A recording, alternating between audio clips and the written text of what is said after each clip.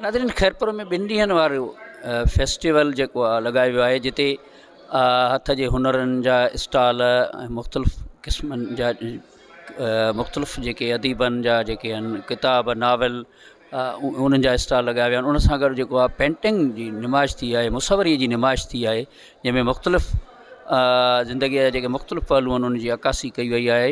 अचो त उन हवाले सां हिते जेके महिमाननि शिरकत कई आहे इन फेस्टिवल में, जा स्टॉल जिन लॻाया आहिनि या मुसवरी जिन कई आहे, उन सां ॻाल्हि ॿोल कयूं त छा पिया ॿुधायो? जेके बि लिटरेचर फेस्टिवल हूंदा आहिनि, इन में हिकिड़ी वॾी पोयां महिनत हूंदी आहे, वॾी जिदोजहद हूंदी आहे।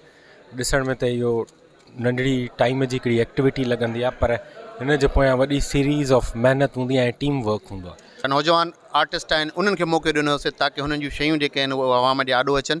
इहो पहिरियों हिन खां पहिरियों ई दोस्तनि कंहिंखे ख़बर कोन हुई त असांजे इलाइक़े में नंढड़ा स्कूल जा शागिर्द बि अहिड़ी बहितरीन क़िस्म जी पेंट मुसवरी कनि था पिया। उनखां अलावा ॿियो हिन जो मेन कंपोनेंट इहो आहे त असां कुझु इदारनि खे पब्लिशर्स खे घुरायो आहे ताकी उहे 50% डिस्काउंट ते असांजे नौजवाननि खे उहे बुक्स ॾियनि। इहा मुआशरती अकासी जी निशानदेही करे थी, जंहिंमें फितरत जा रंग ऐं हुसन समायल आहिनि, जीअं थर आहे, काचो आहे। इवन ॿारनि जूं जेके पेंटिंग आहिनि उहे बायोडाइवर्सिटी जेको आहे कुदरत जो हुसन खे अकासी कनि था ऐं रिफ्लेक्ट कनि था मुआशरे में। ऐं उहे एक्टिविटीज़ जेके पॉज़िटिव एक्टिविटीज़ आहिनि, जीअं मुसवरी तव्हां ॾिसो पिया, या वरी बुक जेके असां वटि नुमाइश थिए थी किताबनि जी, तव्हां ॾिसो था त उहे ॿार जेके हिन टाइम जंहिंजे ज़हननि में या जेको नौजवान जंहिंजे ज़हन में लिखण जी कुझु उत्साह आहे, उहो जॾहिं किताब ॾिसे थो त हुनखे वधीक अञा उत्साह पैदा थिए थो। आर्ट आहे, इन्हनि खे प्रमोट करण जी वधीक इनखे गवर्नमेंट जी सतह ते इन्हनि खे आर्ट एंड कल्चर।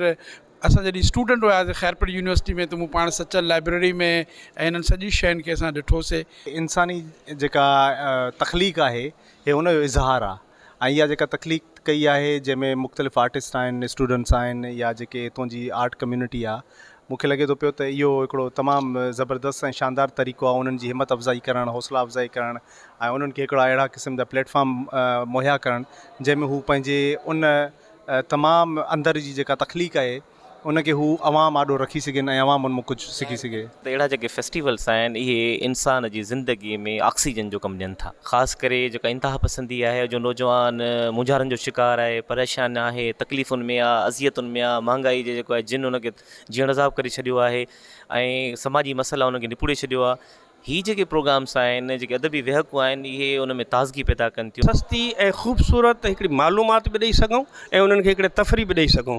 इन सां असां प्रमोट थींदासीं, मुआशरे खे ख़बर पवंदो त असां बि मुआशरे जा हिकिड़ा हिसा आहियूं। असीं हर माण्हूअ खे हिते पंहिंजी पसंदि जे हिसाब सां मुफ़्त में ॾींदासीं। के बि 2 बुक्स हू पंहिंजी चॉइस ते खणी सघे थो।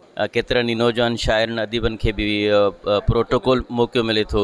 इंशाल्लाह उमेदु आहे त असां हिन खे कंटिन्यू कंदो, ऐं असां सभु गॾिजी कोशिशि कंदासीं, तव्हां मीडिया वारा सभु दोस्त, त असां हिननि खे खणी करे तालके सतह ताईं वञूं, गवर्नमेंट खां वधि में तावन वठूं। अॼु जो नौजवान जेको आहे उहो अदब खां तमामु घणो कटिजी वियो आहे, त अहिड़ा JK literature festival door to door थियनि था, उन्हनि जे तवसुर सां नौजवान खे अदब जे हवाले सां ॼाण मिले थी। ऐं ॾिसो त केॾी पुराणियूं पेंटिंग्स हिते रखियूं आहिनि, उन्हनि जो कमु ॾिसो केॾो बारीक बीनीअ सां, उन्हनि जे कलर्स, हिकु तमामु ख़ुशी थी आहे। ऐं जेके हिननि स्कूल जा रखिया आहिनि, जेके मुख़्तलिफ़ स्कूलनि जा, इहा हिकिड़ी ॿारनि जी बि हौसला अफ़ज़ाई आहे। छबियूं ठाहियूं आहिनि, पिंडियूं ठाहियूं आहिनि, पखा, ऐं हीअ टुक बि असां कंदा आहियूं, ठाहींदा आहियूं।